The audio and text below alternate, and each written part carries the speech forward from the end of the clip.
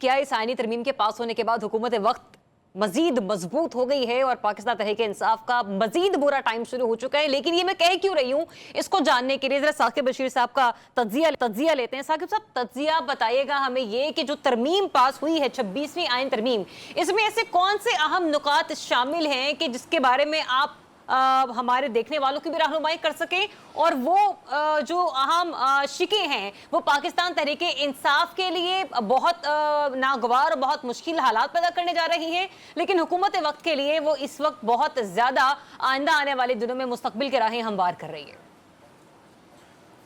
जी, एक तो बड़ा क्लियर है कि जो जुडिशरी है उसको कंट्रोल करने के लिए जो है वो इसमें काफ़ी तरमीम की गई हैं। ख़ास तौर पर जो आइनी बेंचेस बनाए गए हैं, इसी तरह जुडिशल कमीशन की जो तश्कील है, जो सुप्रीम कोर्ट हाई कोर्ट के जो जजेस तैनात होने हैं, सुप्रीम कोर्ट हाई कोर्ट में जो चीफ जस्टिस तैनात होने हैं, वहाँ पे हुकूमत जो है वो बहुत अच्छी बार्गेनिंग में होगी, मतलब अक्सरियत में होगी।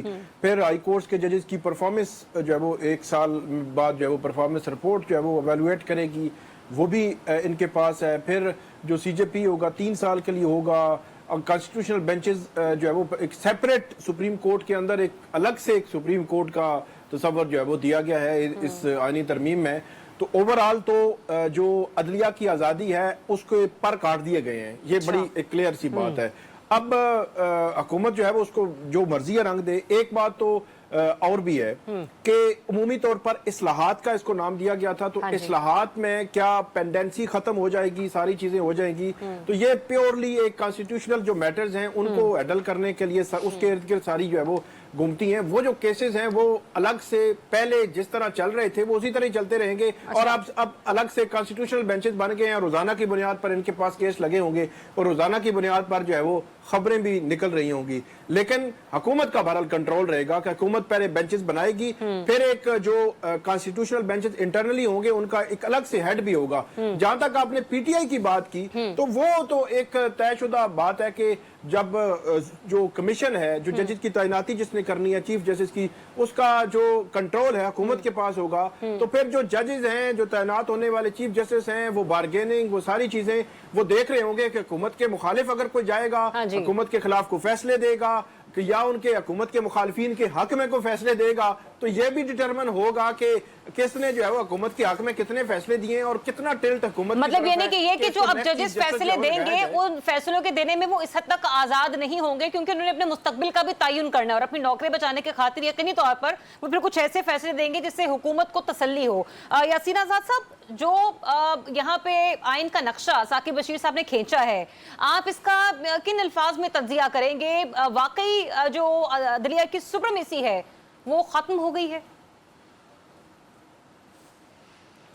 देखिए, सबसे पहली बात यह है कि जिस अदलिया की आप बात करते हैं कि उनकी जो है ना इख्तियारात कम हो गए, मैं उससे एग्री इसलिए नहीं करता कि आपको याद होगा कि 18 अमेंडमेंट से पहले जो जज साहिबान की अपॉइंटमेंट होती थी वो हमेशा हुकूमत करती थी।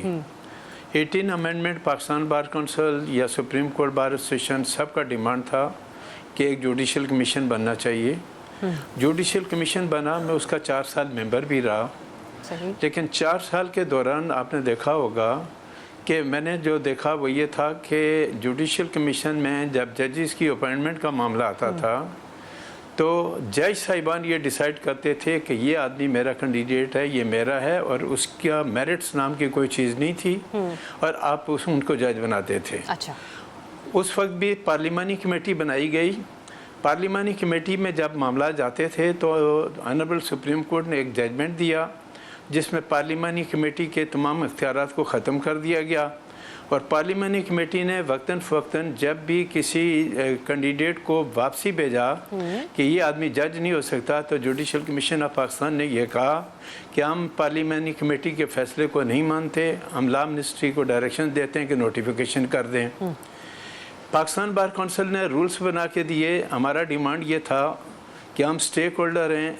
सेक्शन 6 थी हमारा जो अमेंडमेंट की, तो हमने कहा था कि मीनिंगफुल कंसल्टेशन का इख्तियार पाकिस्तान बार काउंसिल के नॉमिनी को भी दिया जाए। ठीक। ऑनरेबल जजेस ने कई दफ़ा मैंने मीटिंग कराई, लेकिन मीटिंग में जब सेक्शन 6 की बारी आई तो जज साहिबान ने पाकिस्तान बार काउंसिल के रूल्स को कंसिडर नहीं किया। सही।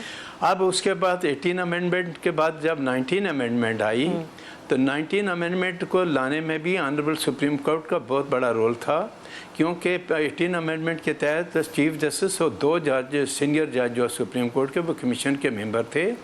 लेकिन आपने क्या किया कि 19 अमेंडमेंट में अपनी तादाद को बढ़ाया और चीफ जस्टिस और 4 सीनियर जजेस को और एक रिटायर्ड जज सुप्रीम कोर्ट को आपने शामिल करके 6 आदमी हो गए। ठीक। इस तरह मरकज़ में law minister, law attorney general और पाकिस्तान बार काउंसिल का नामिनी रह गया।